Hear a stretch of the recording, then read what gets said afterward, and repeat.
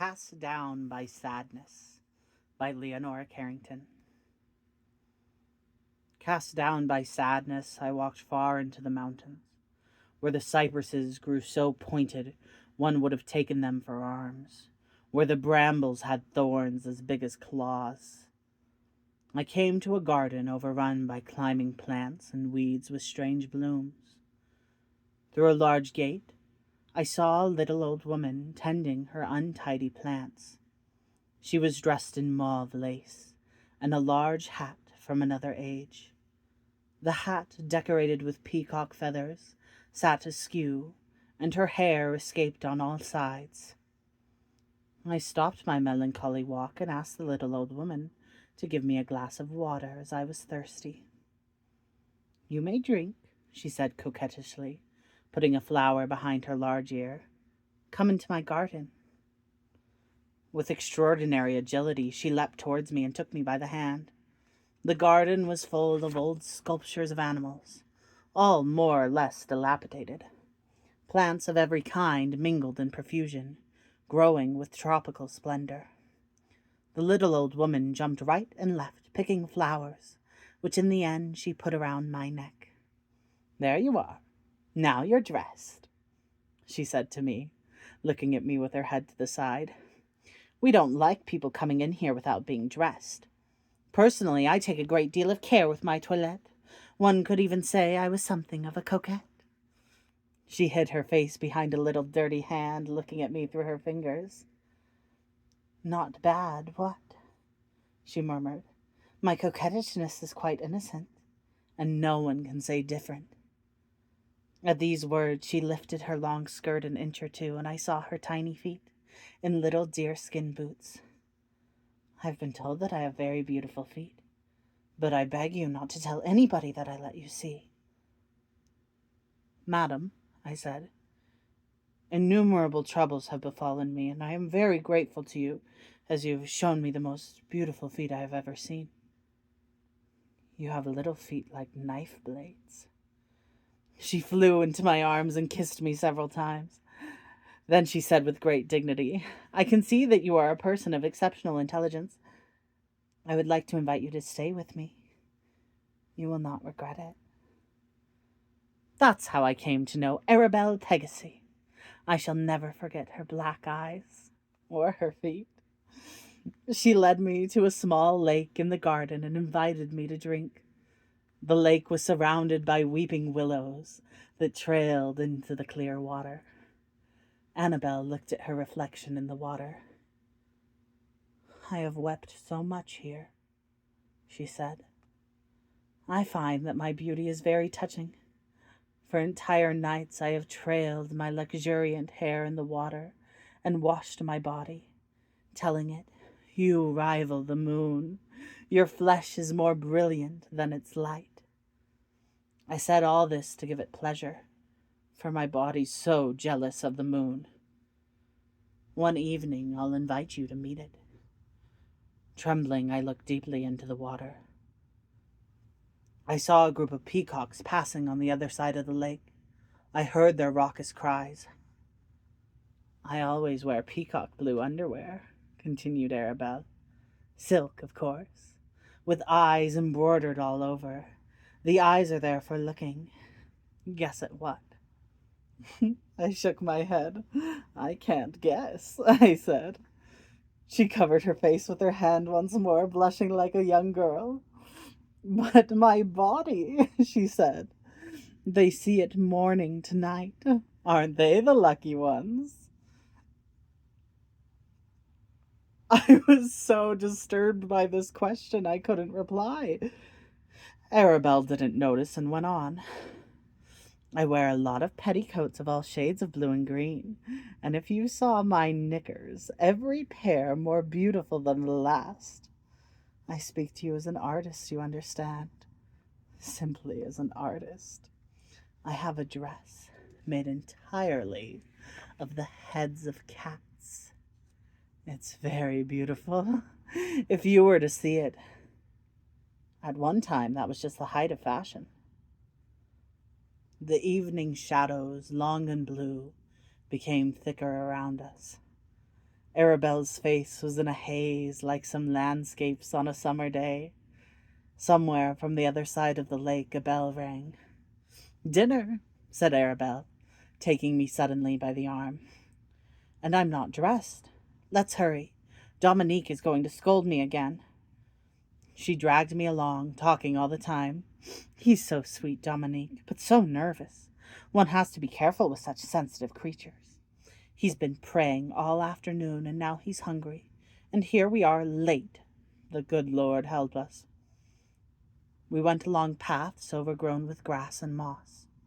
We found ourselves in front of the house, a large mansion covered in sculptures and terraces, descending from it, one beyond the other, in a stupefying state of confusion. When Arabelle opened the front door, we found ourselves in a great marble hall furnished with fruit trees, which grew everywhere. A long table in the middle of the room was set for dinner. "I'll leave you here for a moment while I change my dress," Arabelle said. "Help yourself to wine and cake while you're waiting." She left me with an enormous carafe of red wine and a quantity of rich cakes. I helped myself to some wine and looked around tranquilly when I realized I was not alone.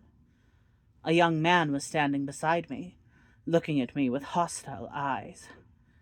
The young man was so pale that I could hardly believe he was alive. He was dressed like a priest, a Jesuit, I think, and his cassock was spotted with food and all sorts of filth. His presence made me recoil involuntarily. "Explain yourself," he said, making the sign of the cross. "I don't like strangers here. Moreover, I'm very nervous and it's bad for my health." He poured himself a liter of wine and drank it in a single gulp. "I don't know what I'm doing here," I replied. "My head feels so heavy I can't think properly, and all I want is to leave immediately." "You can't go now," he said. "This isn't the right time." I was disconcerted to see that big tears were rolling down his cheeks. "I understand you so well," Dominique continued. "Don't think I don't know what you are after in this terrible house. I've even prayed for you all afternoon." He hesitated, his voice choked with pain. "I've wept so much for your poor soul." At this moment, Arabelle Pegasus made her appearance, dressed in the most extravagant fashion, with ostrich feathers, lace, and jewels, all slightly dirty and very crumpled. She went up to Dominic, took his ear between her lips, and said, "Don't scold me, Dominic, darling. I was making myself beautiful for you." And then it seemed to me that she suddenly noticed my presence, for she quickly withdrew. "Dominic is my little son," she said. "A mother's heart is so tender." "The garden is so beautiful now," she said. "Dominic, darling, I dream of nothing but walking along the lake with you." Dominic threw her a terrified look. I thought he would faint. "We are very close in spirit, my son and I," said Arabelle, turning to me. "And we share a great feeling for poetry. Isn't that so, Dominic, darling son?" "Yes, mother of my heart," replied Dominic in a trembling voice. "Do you remember how when you were a child we played together, and I was as much of a child as you? You remember, Dominique, no?" "Yes, darling little mother." "They were lovely, those days we had together. You hugged me all day long and called me little sister." I was embarrassed. I wanted to go, but it was impossible. "When one has an only son," continued Arabelle, "one thinks and dreams of nothing else." By the light of the candles, I suddenly saw a young girl standing beside Arabelle. She had come in silently and mysteriously. She was beautiful. Her black dress blended with the shadows around her, and I had the impression that her face was floating in space.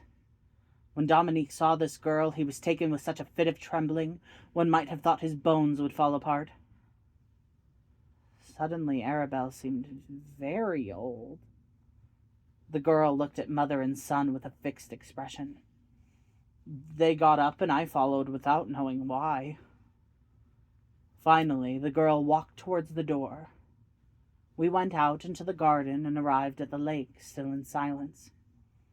I saw the reflection of the moon in the water, but was horrified to see there was no moon in the sky. The moon had been drowned in the water. "Let us see your beautiful body," the girl said, addressing Arabelle. Dominique gave a cry and fell to the ground. Arabelle began to undress.